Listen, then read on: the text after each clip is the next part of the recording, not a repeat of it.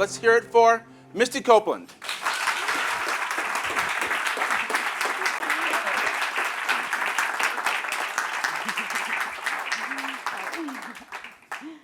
Now, Misty, in your book, Life in Motion, you get into where you came from, the obstacles you had to overcome to get to where you are now, being a soloist for the American Ballet Theater. And there's a part that really strikes me where you talk about the time that you're raised by a single mother, 5 siblings, living in a motel.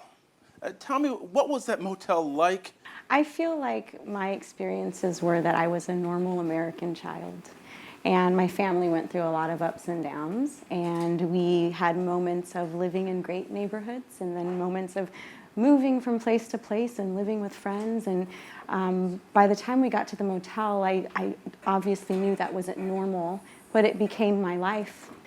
There was 1 bedroom and a living room, and we all slept on the floor of the living room in sleeping bags. And we occasionally would sleep in the bed with my mom, but that was just what we got used to.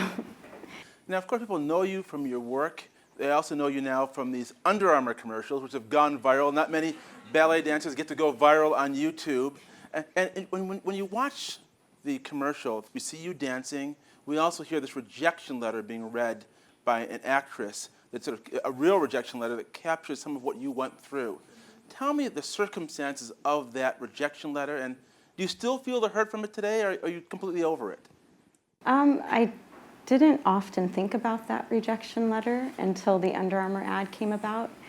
But I think about that letter now. And my dance teacher at the time, I was 15 years old, I think, and I had auditioned for every major summer intensive program. And I got full scholarships, room and board, airfare to all of them. And one I didn't even get accepted to. So I was baffled by it.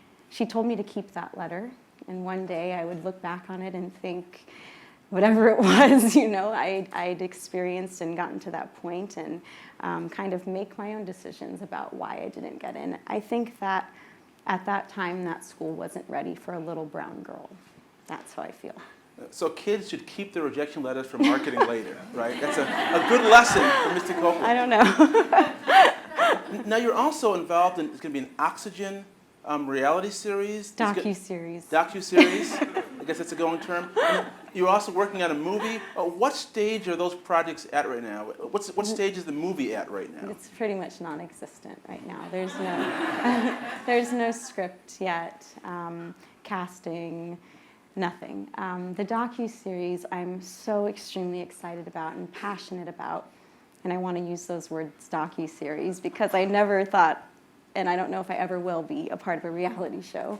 But it's a really, really positive image, I think, for young women especially to see. And it's about the mentorships that I have with these young dancers and guiding them. And they're real and authentic, and I actually do this. So it's kind of just following me in my normal life and how I give them advice and guide them. And these are all dancers that have come to New York or are already in New York, trying to make a career out of using ballet, not necessarily becoming a professional ballet dancer, but just how many positive things can come from this amazing art form.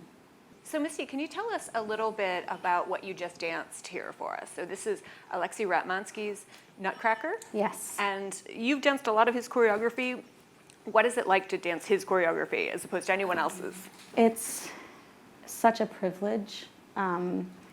He's been compared to George Balanchine in just his creativity and just, I think, being ahead of his time and just not like anyone else. And he's so extremely musical, and something that I really appreciate in his choreography. It is so hard to do. It's more difficult. Yeah, and he's also very theatrical. So he's never just doing steps. He's always telling a story. And that, I think, is why he fits in so well with American Ballet Theater, because that's just been what they've always been about. They were like the first ballet company to really do theater and kind of bring the two together. So one of the big buzzwords in terms of leadership and businesses often is creativity. How do you establish and kind of spark creativity when you're in a studio working with a choreographer, be it Alexei Ratmansky or someone else?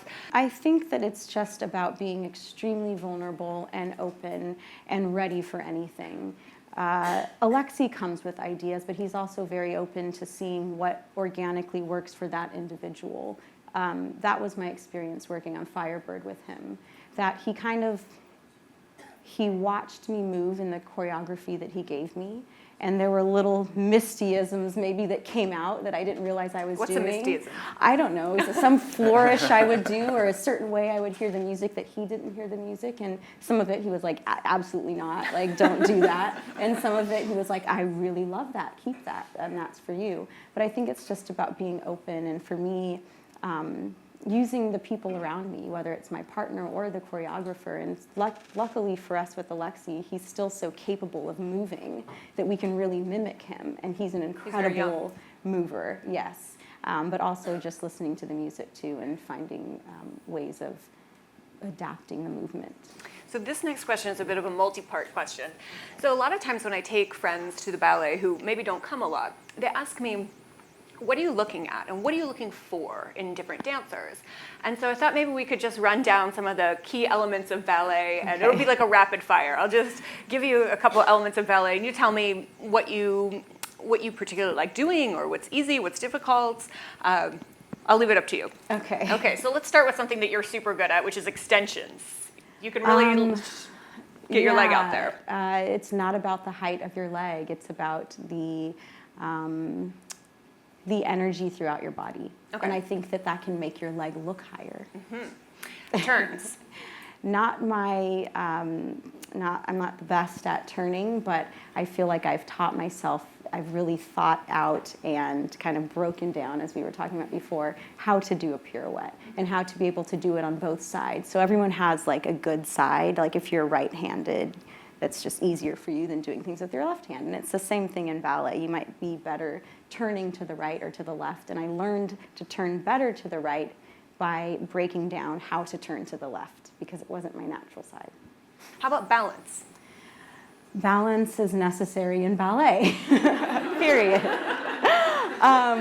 It's something that's taken me a long time, that balance isn't luck. And I felt like I thought that in the beginning, like one day I'd be on and I was like, oh, that was lucky, okay, I'm not gonna try that again because it's probably not gonna happen. And now I understand just certain ways of using my feet and the weight in my toes and counterbalancing with the energy moving upward, so that you're never just sitting, that there's always energy working downward and upward to create balance. Okay, 2 more. Footwork. That's a good segue. Footwork, I feel like I just got a hold of my footwork like 2 years ago. Footwork is so extremely important and something that city ballet dancers are like at.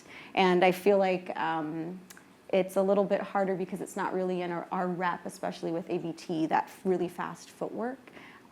Working with teachers like Nancy Bielski have really gotten me like moving quickly. And then how about arm work and your port de bras? It's everything, especially as a professional. I think it's what separates professionals from students is their port de bras. And it's something that I work on every single day, and just making it look like it's effortless. It's telling a story, so you're not just doing a first position. It's creating words like poetry with your arms. It's beautiful. Well, I'm going to ask a very technical question here. What was the most unusual thing about working with Prince? The most unusual thing. There's a lot of unusual things. Yeah, so just give us your top 10. I think that in the beginning, he really allowed me to just be me, which was such a contradiction to what I was used to, especially being a ballet dancer. It's hard for dancers as professionals and as adults to find their voice, because you spend your entire childhood and training sitting back and being told what to do, and you listen and you don't respond. They don't ever ask for your opinion. So you get to a point where all of a sudden you have to become an artist and you don't really know how to articulate or what you want.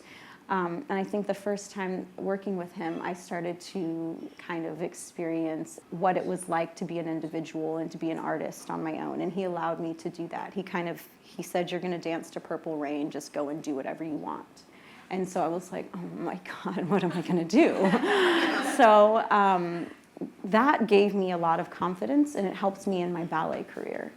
The other day I was watching an award show, and maybe you saw the same one. You know, Jennifer Lopez and Iggy Azalea were singing a song kind of celebrating people's curves. And of course, in your book, you talk a lot about body image and what in ballet companies they look for and the kind of images they want. How do you, as an artist whose body is part of their work, how do you deal with the kind of mixed messages that pop culture and ballet culture seem to be sending women about what to do with their bodies? Well, something that's so different with ballet is that obviously, you know, it's about the aesthetic and it's an art form where you're visually looking at the body. This is our instrument. So clearly you can't, you know, you can't say, oh, we're celebrating obese people to be professionals. That's just not what ballet is. It's the same way with anything, you know, any other craft where you really do have to be able to do certain things. But with that said, I think that dance changes and evolves with the choreography we're doing and in the time. And I think that in more recent times, the more athletic choreography gets, the body naturally adapts and changes to what you have to do. And I think it's just about celebrating a healthy lifestyle and a healthy image, that it's not always, you know, if you're naturally super thin, that's fine, but that you shouldn't have to look that way to be a dancer. And also in your book, you talk about being named as a soloist for the ABT, but you also talk about your dream of someday being a principal dancer. Why is that dream so meaningful to you? And if it doesn't happen, how would you feel about that? And what would that say about the whole field of ballet? Wow.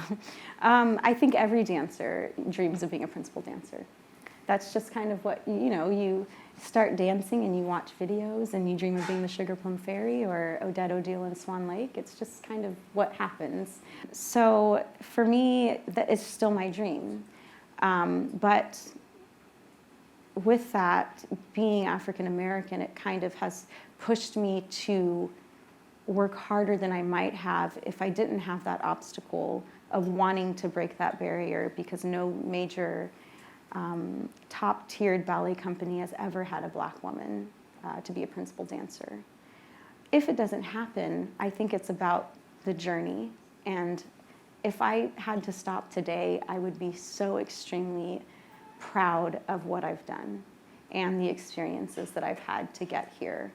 You've been injured at times, and I'm sure a lot of people in this audience and watching this have worked out a little too much one day and suffered through an injury. Can you tell us about what the kind of mental process is when you're coming back from an injury, and what can help the rest of us kind of amateurs and weekend warriors when we get hurt? With my most recent injury, I was out for I think 7 or 8 months, and I feel like in my mind I never stopped dancing. Like it never ended. I felt like if I were to let that go, then it would have just been twice as hard to get back. It was also about just surrounding myself with people who were going to motivate me on those days when I was like, I just can't do it. I'm in a boot, I can't walk, I don't want to get out of bed. And I had those people there like knocking on my door, rolling me out of bed. They're like, you're gonna do pliés on the floor. Like just keep going. So I think it's just about like keeping your mind in the right state. I want to thank everyone here for coming to this WSJ Cafe event sponsored by WSJ Plus, and for Misty Copeland, thanks a lot for coming. We appreciate it.